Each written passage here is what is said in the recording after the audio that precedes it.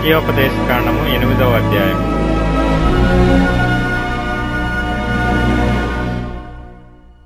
మీరు బ్రతికి అభివృద్ధి నొంది యెహోవా మీ పితరులతో ప్రమాణము చేసిన దేశమునకు పోయి దాని స్వాధీనపరుచుకున్నట్లు నేడు నేను నీకాజ్ఞాపించిన ఆజ్ఞలన్నిటినీ అనుసరించి నడుచుకొనవలెను.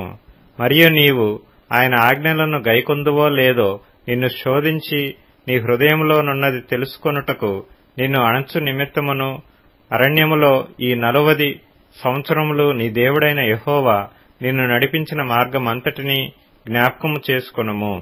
ఆహారము వలననే గాక యెహోవా సెలవిచ్చిన ప్రతి మాట వలన నరులు బ్రతుకుదురని నీకు తెలియజేయుటకు ఆయన నిన్ను అణచి నీకు ఆకలి కలుగజేసి నీవే గాని నీ పితరులే గాని ఎన్నడెరుగని మన్నాతో నిన్ను పోషించెను.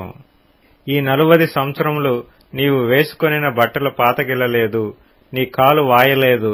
ఒకడు తన కుమారుని ఎట్లు శిక్షించెనో అట్లే నీ దేవుడైన యెహోవా నిన్ను శిక్షించువాడని నీవు తెలుసుకొని ఆయన మార్గములలో నడుచుకొనున్నట్లును ఆయనకు భయపడునట్లును నీ దేవుడైన యెహోవా ఆజ్ఞలను గైకొనవలెను. నీ దేవుడైన యెహోవా నిన్ను మంచి దేశములో ప్రవేశపెట్టును. అది నీటి వాగులను లోయలలో నుండియు కొండలలో నుండియు పారు ఊటలను అగాధ జలములను గల దేశము. అది గోధుమలు, యవలు, ద్రాక్ష చెట్లు, అంజూరపు చెట్లు, దానిమ్మ పండ్లును గల దేశము. ఒలీవ నూనెయు తేనెయు గల దేశము. కరువు అనుకొనకుండా నీవు ఆహారము తిను దేశము. అందులో నీకు ఏ లోపముండదు. అది ఇనుపరాళ్లు గల దేశము. దాని కొండలలో నీవు రాగి త్రవ్వి తీయవచ్చును. నీవు తిని తృప్తి పొంది నీ దేవుడైన యెహోవా నీకిచ్చిన మంచి దేశమును బట్టి ఆయనను స్తుతింపవలెను.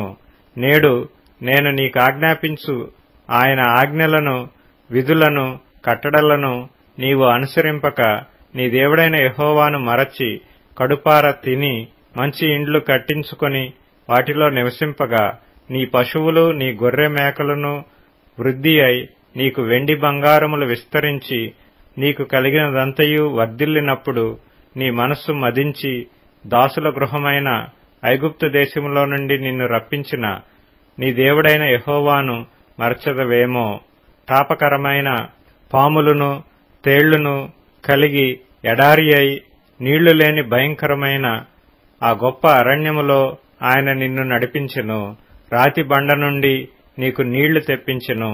తుదకు నీకు మేలు చేయవలెనని నిన్ను అణచుటకును శోధించుటకును నీ పితరులు ఎరుగని మన్నాతో అరణ్యమున నిన్ను పోషించెను. అయితే మీరు మా సామర్థ్యము, మా బాహుబలము, ఇంత భాగ్యము మాకు కలుగజేసినని అనుకొందురేమో. కాగా నీ దేవుడైన యెహోవాను జ్ఞాపకము చేసుకొనవలెను.